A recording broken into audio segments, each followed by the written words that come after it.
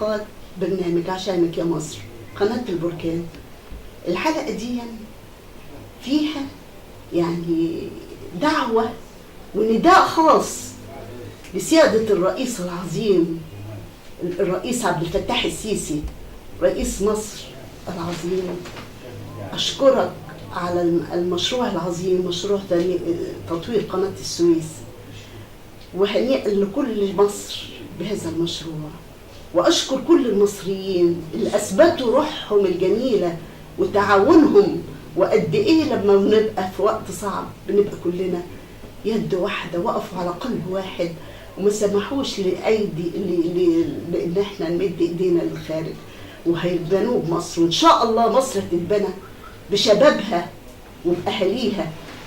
وعشان كده يا سيادة الرئيس أنا ليا عتاب عند حضرتك. أين حق الشباب؟ أين حق الشباب؟ أين حق الشباب؟ الشباب الفئة الأهم في المجتمع، الفئة اللي هي عليها بناء المستقبل بتاع مصر كله، اللي بنأسس بيها الدولة العظيمة الشامخة الرائعة.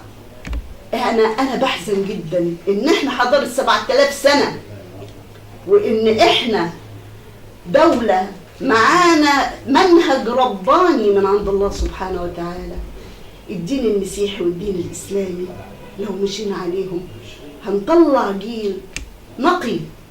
مش عمرنا ما هنعرف نحارب الفساد إلا بإن إحنا نطلع جيل نقي قلب كله مع ربنا سبحانه وتعالى، يتقوا الله في كل شيء. أنا بكلمكم الوقت معلش بحرقة عشان الشباب. مش عايزة الشباب يحس ده أنا حكايتي أكتر من كفاية من 20-30 سنة بجري. كنت نفسي أعمل رابطة للتقوى، رحت الأزهر مكتب ومعايا أسمائهم وكلهم وعارفاهم واحد واحد. يقولوا روحي بلدك واعمليها. أعمل ما فيش ينفع رابطة للتقوى. طب خلاص قلت أعمل رابطة للسلام. والسلام ده احنا محتاجينه دلوقتي، ان احنا نقوي بعض ببعض، ان احنا نبقى على يد زي ننفذ امر الله. وتعاونوا على البر والتقوى ولا تعاونوا على الاثم والعدوان، وان تنصروا الله ينصركم ويثبت اقدامكم. يا جماعه احنا عايزين نقوى ونقوي بعض. جاهدت كتير ايام 11 سبتمبر، قلت يا ريت رحت مكتب في جميع الداخليه والاعلام علشان اقول يا ريت اقول الازهر ورابطه العالم الاسلامي يبعتهم يعني ناس افاضل يقعدوا مع بن لادن والظواهري. اولا دول شابين من اعظم العائلات في مصر ومن اعظم العائلات في السعوديه. عيله الظواهري عيله كلها اطباء وانا اعرفهم. ويعني ايه اطباء؟ يعني بيساعدوا الناس على الحياه. والظواهري من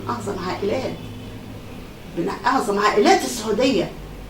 ومع ذلك المفهوم الخاطئ للاسلام دفعهم لانهم يدمروا وارتكبوا الدماء واساءوا سوء للاسلام. كل اللي هيتحسب عليهم دول الاعلام والتعليم.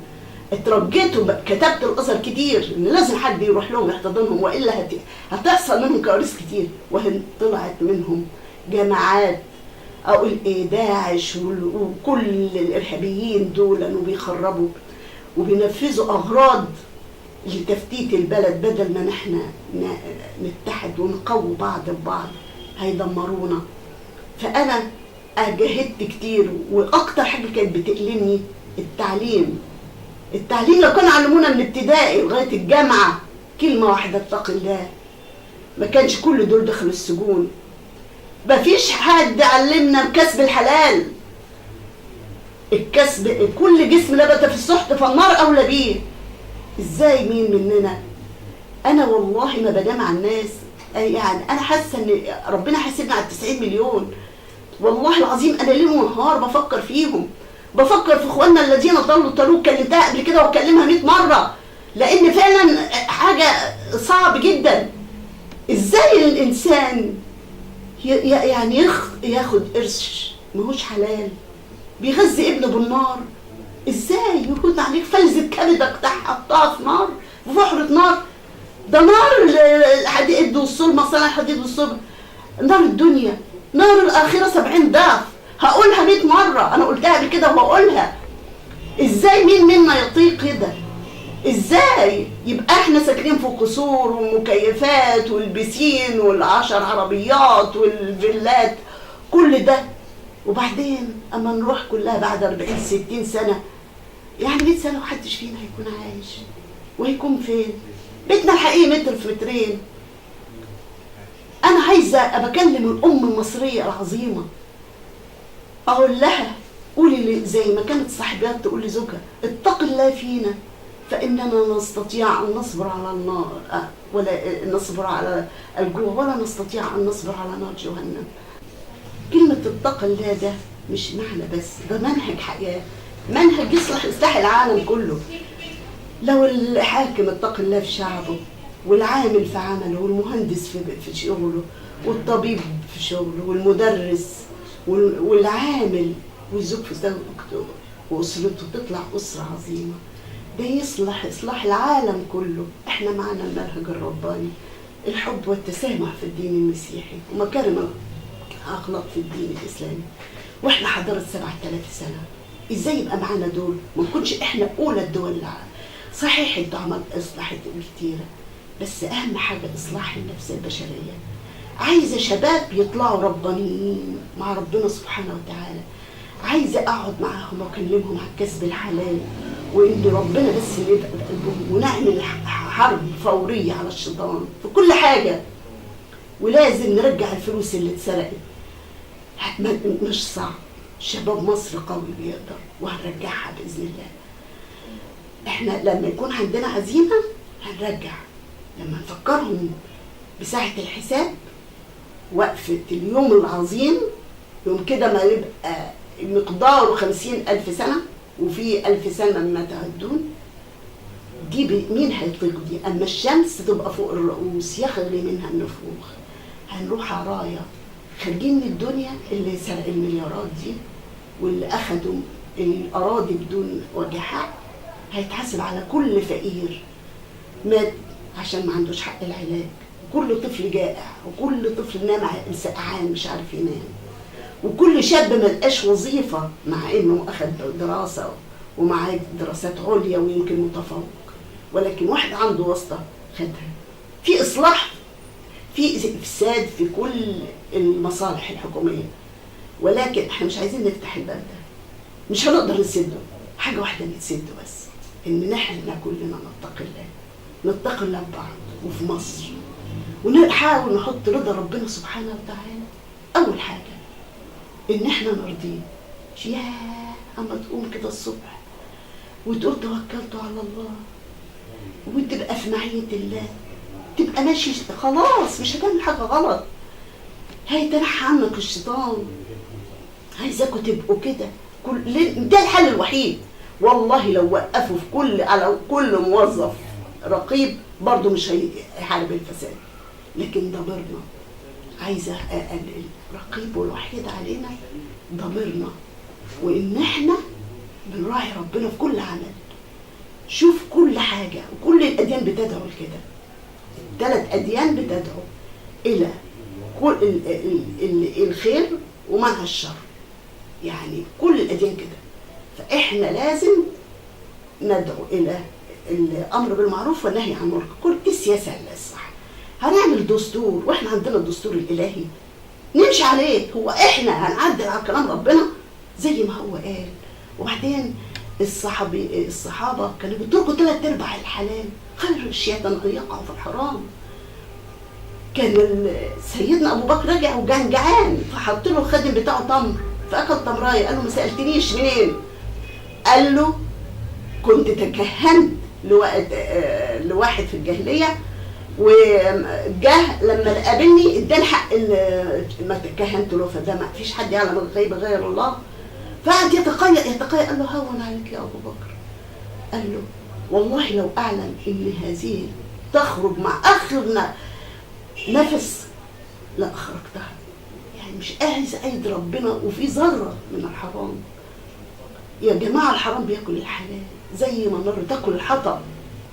المهم بقى اللي انا الحاجه اللي بخلياني ما بنامش ان حاسه ان ربنا هيحاسبنا على 90 مليون. لان احنا مثلا المسلمين في تودهم وترحمهم كمثل الجسم، ايش اشتكى منه عضو تداعى له سائر الاعضاء بالسهر والحمى. احنا واحد فينا يتألم لازم كلنا نكون معاه. فانا بتألم ومتعاطفه جدا مع الناس، مش هقول مجرمين والبلطجيه واللي قتلوا اخواننا اللي ضلوا الطريق، لان دول لنا اولاد امنا حواء وابونا ادم. وهقولها واكررها 50 مره، دول اهالينا واخطاوا. الرسول كان لو بينا كان عمل ايه؟ كان قومهم وعدلهم. ابو بكر كان في عمر بن الخطاب كان شديد الغلظه والعنف والقوه والرهبه، واذى كتير الاسلام. لكن عندما دخل في قلبه الاسلام ومش على منهج الرباني، منهج محمد، مدرسه محمد، كان قلبه كله رقه. كان يبص للعصفور ويقول له ما اعظمك انك حر تفعل ما تشاء وليحاسبك الله. وكان يقول لو يا عمر لو ان شاه تعثرت في العراق لحاسبك الله عليها يا عمر، لما مهدت لها الطريق على الشاه. ما بال هنا اللي بياخدوا الاطفال اقول ايه بيبيعوا اعضائهم علشان ياكلوا والناس تعيش. اقول ايه على الشباب اللي مش لاقيين حته، يعني يشوفوا افلام واعلام هابط. فانا بقالي اكتر من اقول من 20-30 سنه رحت نفسي اقوم الاعلام والتعليم. مفيش وزير الا ما بعدله. ايام جنب حسني مبارك، ورحت لسوزان مبارك ومرسي، وايام كل الحتت. ودلوقتي مفيش مسبير. رحت المدينه الاعلاميه، رحت وزاره الداخليه، رحت مجلس الوزراء، رحت الكوبري القبه، رحت الاتحاديه، رحت كل حتت الحرس الجمهوري، كل حته اوصل صوتي مش عارفه. فمره رحت عند الايتام وطلعت صليت المسجد ورحت اشتري دواء، لقيت قناه كده مكتوب عليها قناه البركان جريده الشهد العربي. بقول لهم لو حد عايز حاجه يقولها عشان مصر. قال اصور لي على طول. بعد 30 سنه حاسه اني بدات اتنفس اطلع صوتي. انا واحده معلوماتي على قدي، ولكن في شباب افضل مني كتير جدا مش عارفين يوصلوا صوتهم. طب انا لقيت قناه تسمعني او اتعبر عن اللي حاسه ان كنت مخنوقه، بدات اتنفس بقول اللي فيه. والله باجي لا بقرا من كتاب ولا بقول اي حاجه، بس بحس عايزه اقول اللي انا عايزاه. حاسه بالشباب، بقعد مع الشباب بقول لنا رحنا للمحافظ ما بيسمعناش، رحنا للوزراء عندنا افكار كتير مش عارفين نعملها. الشباب ضايع بعد عن حتى الوزاره ما فيهاش شباب. حق الشباب فين فين القنوات الفضائيه اللي بتسمع افكارهم؟ طب هيتقدموا ازاي؟ هنكتشف العناصر الصح فيهم فين عشان يتولوا المناصب الهامه في البلد. دلوقتي انا بطالب ان مش المفروض يعني مش قناه واحده تبقى، لازم قنوات للشباب تتنافس تسمع افكارهم وارائهم ومشاكلهم وبيتألموا من ايه واقتراحاتهم ايه، ونعمل مؤتمرات لعلمائنا في الداخل وفي الخارج لما نكتشف الحل. امال هنطور بلدنا ازاي؟ مش هتنزل لنا ملائكه من السماء. لازم ناخد الافكار الصحيحه ونبرمجها. اي طفل ان شاء الله واحد عنده 12 سنه ويجي يقول فكره يمكن يكون فيها حل. يا جماعه لازم ندي الشباب اهميه. اذاعات وقنوات فضائيه وجرايد ومجلات. احنا هو الحمد لله لقيت اهي قناه، بس طبعا امكانياتها ضعيفه، يا دوبك عامله قناه الكترونيه بس اهي تسمع الكل وبتحاول اي منظومه تقف جنبه. فالحمد لله. يا جماعه يا شباب، اي حد عنده اقتراح الى ان الرئيس السيسي، بترجاك يا سياده الرئيس، اهم عنصر في البلد الشباب الشباب الشباب.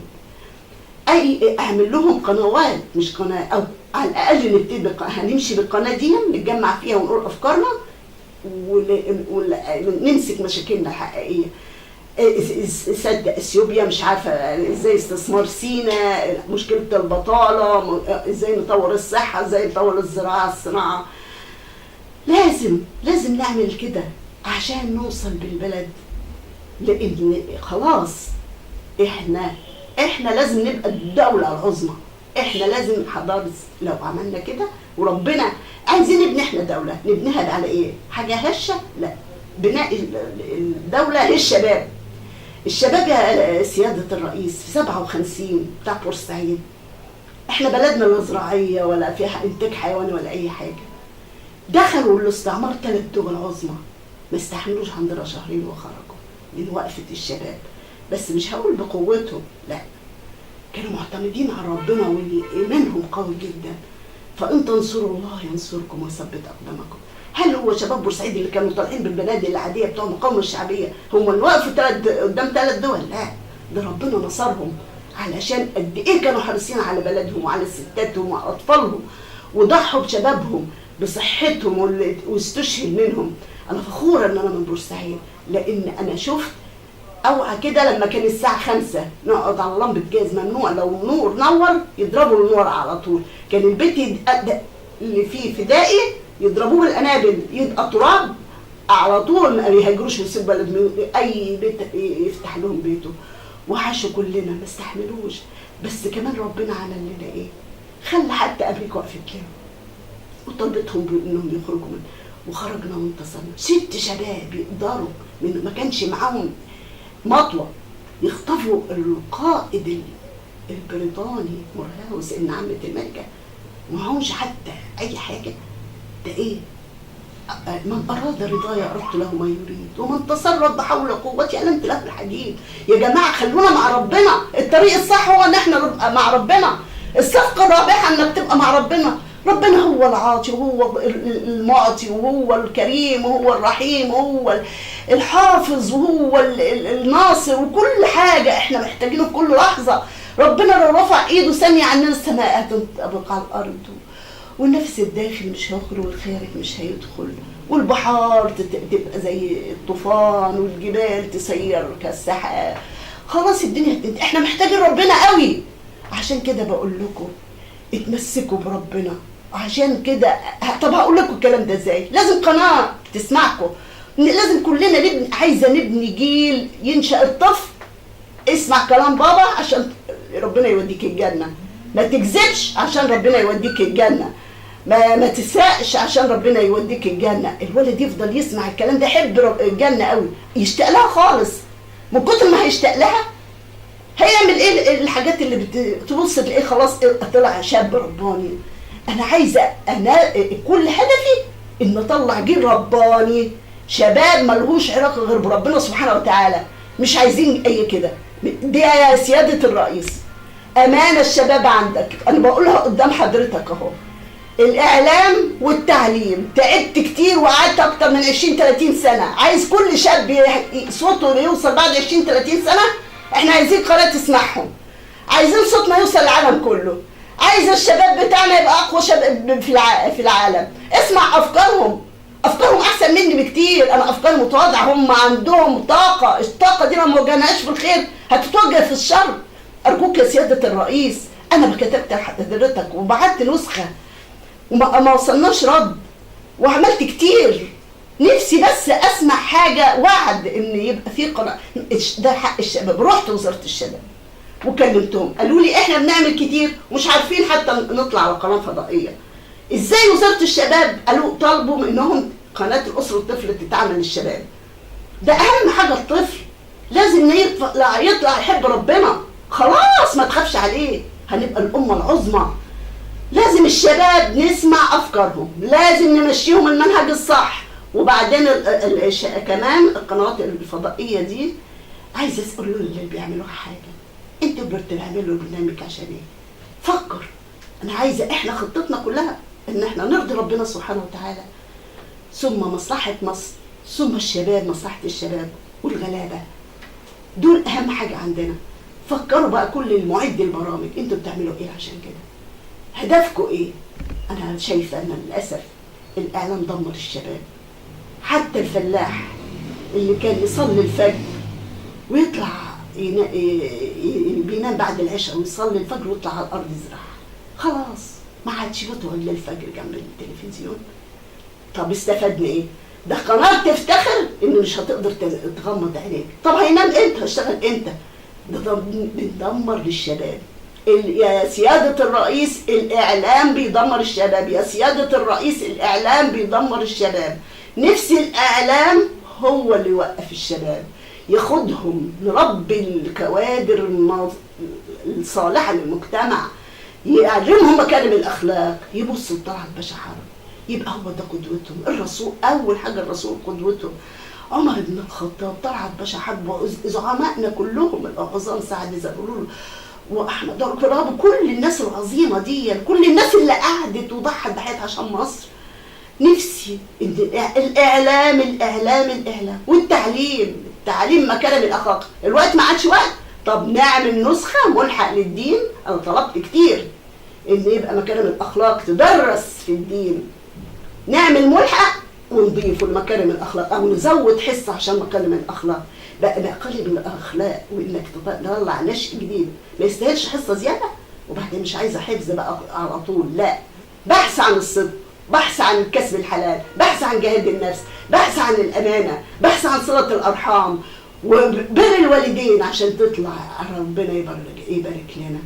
معنى كلمة اتق الله، معنى انك انت يقول ايه، معاني الجميلة بتاعت الأديان كلها، اللي احنا نؤمر بالمعروف وننهي عنه. يا شباب عايزاكم كلكم تكلموا، تطالبوا الرئيس العظيم السيسي ان يبقى لكم قناة، من حقكم قناة، مش قنوات بس، نبتدي بقناة وإذاعة ويهتموا بيكم. والبرامج دي كل واحد من البرامج من كل قناة يتحاسب، انت بتعمل ايه عشان مصر، بتعمل ايه اول حاجة عشان ربنا، بتعمل ايه عشان مصر، بتعمل ايه عشان اقتصادنا، بتعمل ايه عشان الغلابة. لازم انا عايزة خطة بحيث ان احنا كلنا نشترك، وكمان ننساش اخواننا اللي ضلوا الطريق، نوضح لهم ونعلمهم الصح ونرحمهم من يوم خلاص، يوم المهول ده. ماشي يا سيادة الرئيس، قبل ان حضرتك تستجيب له بسرعة ونسمع عن تأسيس قناة وإذاعات وجرايد ومجلات الشباب يا سيادة الرئيس، أمانة عندك، ربنا يوفقك ويكرمك. فاصل ونعود. ما شافش الأمل عيون الولاد وصبايا البلد، ولا شاف العمل سهران في البلاد والعزم اتولد. ما شافش الأمل عيون الولاد وصبايا البلد، ولا شاف العمل سهران في البلاد والعزم اتولد، ولا شاف النيل في أحضان الشجر، ولا سمع مواويل في ليالي القمر، ولا شاف النيل في أحضان الشجر، ولا سمع مواويل في ليالي القمر. أصله ما عداش على مصر، أصله ما عداش على مصر. يا حبيبتي يا مصر يا مصر، يا حبيبتي يا مصر يا مصر، يا حبيبتي يا مصر يا مصر. أحبائي الشباب، عدت لكم تاني علشان نتكلم بقى في موضوع هام جدا جدا. هنتكلم عن السلام. عايزة احنا أعلنا بفضل الله بعد معاناة من 30 سنة زي ما قلنا، النعمة رابطة للتقوى فشلت، ان احنا نعمل رابطة للسلام، وهي الوقت انسب. اولا الدول العربية وقفت معانا وقفة جميلة جدا، يعني وقفة الملك عبد الله العظيم ابن عبد العزيز. عايزين نقول الشيخ جابر احمد الصباح امير الكويت، الشيخ خليفة رئيس دولة الامارات، الملك عبد الله الثاني ملك الاردن، ملك البحرين. وقت الزنقة شهامة العرب والوحدة كلهم وقفوا مع بعض. اولا احنا كلنا محتاجين بعض، كلنا محتاجين بعض. ليه ما نمشيش زي ما ربنا امرنا؟ وتعاونوا على البر والتقوى ولا تعاونوا على الاثم والعدوان، وان تنصروا الله ينصركم ويثبت اقدامكم. انت قدامك نصر الله بتبعد عنه؟ ده احنا كده بننصر، لازم ندافع عن سماحه. وانا عايزه اعمل لكم حلقه عن سماحه الاسلام. سماحه الاسلام اللي الرسول صلى الله عليه وسلم بص للكعبه قال ما ابهاك وما اعظمك، ولكن حرمه النفس البشريه عند الله اعظم منك. تؤدي الى ان احنا نتفتت ويبقى في ميليشيات واقول ايه ده اللي بيلعبوا بالجماجم الكوره. مين اللي يقبل؟ ده الرسول صلى الله عليه وسلم بيقول أرح ذبيحتك البهيمة لما تتذبح بتاعت الأضحية أو العقيقة أو اللي بناكلها، ولا تذبحها أمام أختها، خايف على شعور أقول إيه الحيوان. يقوموا ده الإسلام اللي بيقولوا بسم الله الرحمن الرحيم ويذبحوا الراجل. مين قال كده؟ إيه الدعوة التكفيرية دي يا جماعة؟ لازم إحنا لو ما عملناش كده هنتفتت في مؤامرة خارجية علينا تفتيت وحدتنا. فلا بد أفيقوا يا شباب، انتوا يا شباب بقى عليكم انتم تطالبوا الملوك العرب العظماء، طالبوا الملك عبد الله يتبنى هذه الفكرة ويكون هو الراعي الأول لها، إن هو راعي السلام، لأن أحق بلد السعودية إنها ترعى بيها هو وكل الدول العربية. ومعانا قائد عظيم صلاح الدين العصر الرئيس السيسي. تبقى كده احنا مع اقوى العالم كله، نقوي بعض ببعض. عايزه وحده عربيه اقتصاديه افريقيه اسيويه تمشي كلنا، يجمعنا حب الله. ليه الازهر ما يفتحش فرع في كل ده؟ هيزود الانتماء ويزود، ونبقى نمشي على المدرسه بتاعت محمد. ليه ما نقويش بعض ببعض؟ ليه ما نبقاش الاقتصاد ده قبل ما نفكر نجيب من بلد تاني نخلينا مننا بعضنا؟ العرب لازم يتفقوا مع بعض. والله لو احنا وقفنا هنبقى احنا اعظم حاجه. ارجوك يا شباب دي عليكم انتوا بقى، زي ما انتوا لكم حق على البلد، وانا قلت ان من حقكم ان يبقى لكم قناه ويبقى لكم اذاعه وجرايد تسمع حقكم، وبرضه من حقكم سكن ومن حقكم تعليم وانكم يبقى لكم علاج وتامين صحي وكل ده. بس انتوا عليكم حاجه، انتم بقى دلوقتي عايزاكم سفراء للخير، ان كل واحد فيكم يبقى مفتاح للخير. تدعوا من اول قطيعه الرحم وكل حاجه، يعني قطيعه الرحم والعقوق والشرب والسيجاره. اولا شرب السيجاره لازم السجاير دي تعلى 10 أضعاف ثمنها، هي والخمره كده. على فكره انا بحافظ عليك يا شاب اللي بتشرب سجاير، لان بوفر لك فلوس كتير قوي. لما تبقى العلبه ب50 ولا ب60 جنيه مش هتقدر تشتريها، لكن لما تفضل تشتريها هيجي يوم الشرايين بتاعك تتقفل. ربنا يا ابني يحفظكم كلكم. شفت حالات شباب بيموتوا علشان مفيش دعامه تتركب لهم، او وعي محتاج قلب مفتوح. طب ما توفر من دلوقتي، انت كده ماشي مع الشيطان. الشيطان يبتدي بالسيجاره، يبتدي بالمخدرات، يخش في الحاجات الاعمق. احنا عايزين نبقى ماشيين، نصحى من الصبح ماشيين مع ربنا يا مع الشيطان. اول ما تقوم من النوم استعيذ بالله واستغفر الله 3 مرات وخليك في معيته. خلاص؟ عايزاكم تبقى توجهوا للرئيس العظيم ان هو يدعو للسلام، هو محتاج السلام وقوينا بالسلام. الدكتور عمرو موسى احسن من حكم عمل وحده العربيه، جامعه الدول العربيه. يا ريتك، انا عارفه انك مشغول دلوقتي بمجلس الشعب، لكن الدعوه للسلام اهم. ده ممكن بتليفون لكل من الامراء والملوك هتخلصها. يا شباب طلبوا الدكتور عمرو موسى، طلبوا الامراء والملوك العظام بتوعنا، طلبوا الدكتور مهدي محمد بيحب مصر جدا. شوف عمل ايه، يقول لنا افكاره ازاي ان احنا نقوي بعض ببعض، وايه ازاي نعمل تنميه. افريقيا دي لازم نروح لها ونشوف مشاكلها ايه ونحلها لها. خريجين الزراعه يروحوا يستثمروا لهم الاراضي بتاعتهم. خريج الطب البيطري يروحوا يعملوا ثروه حيوانيه، وازاي يزودوا دول الانتاج ويعلموه يعملوا معلبات ويصدروا حاجتهم. لازم نقف معاهم. ده حل من الحلول على قد، لكن لو عملنا مؤتمرات وهندور هنلاقي افكار كتيره.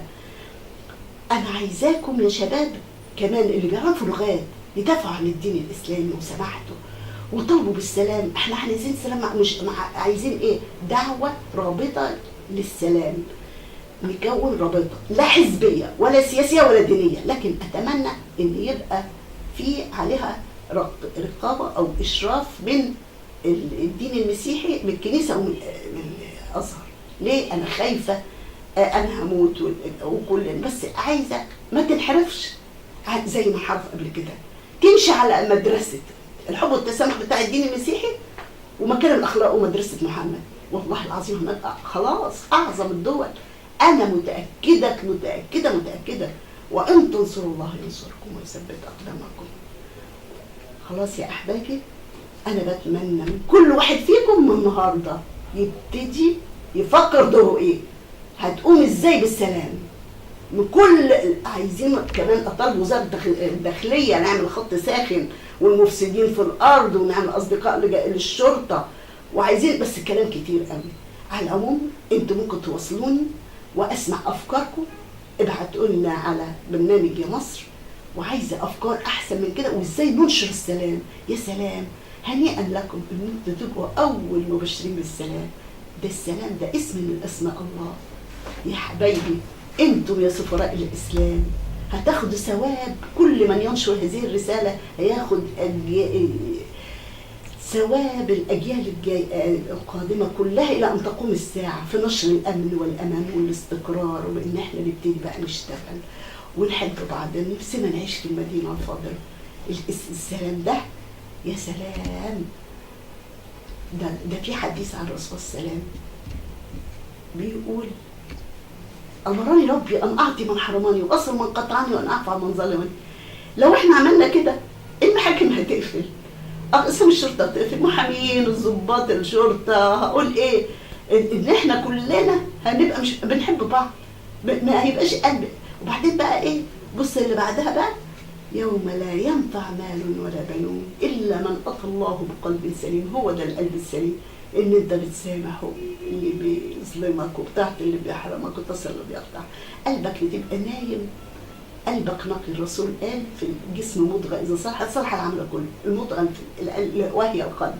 اذا قلبك سليم ابشر. عايزاكم كلكم يا حبايبي تاخدوني معاكم لاعلى درجات الجنه، مع احنا كلنا محتاجين لكم انكم تطلعونا الدرجات العاليه. اشتقنا لها قوي يا جماعه. اقروا عن الجنه كتير، هتحبوها قوي، هتحبوها وتعملوا كل الحاجه اللي توصلنا لها يا حبايبي. يا اولادي جيبوا شرايط وتوزعوها للناس على الجنه. جيبوا بس كله 10 شرايط كده ووزعوها، كل واحد فيكم يجيب شريطين وتوزعوها. وبعد كده لو قدرتوا تسمعوا شريط واحد عن عذاب القبر مش ممكن تقدروا، ولا عن جهنم. واعلموا ان صنع الحديد والصلب نار الدنيا، ونار الاخره 70 ضعف. عافاكم الله وعافانا عنه. املي فيكم كبير يا شباب، اعلموا ان املي فيكم كبير، وربنا يوفقكم وتبقوا كلكم علماء وعظماء، وتبقوا مفاتيح للخير واسباب في السلام، ونجتمع كلنا ان شاء الله في اعلى درجات الجنه. ربنا يوفقكم.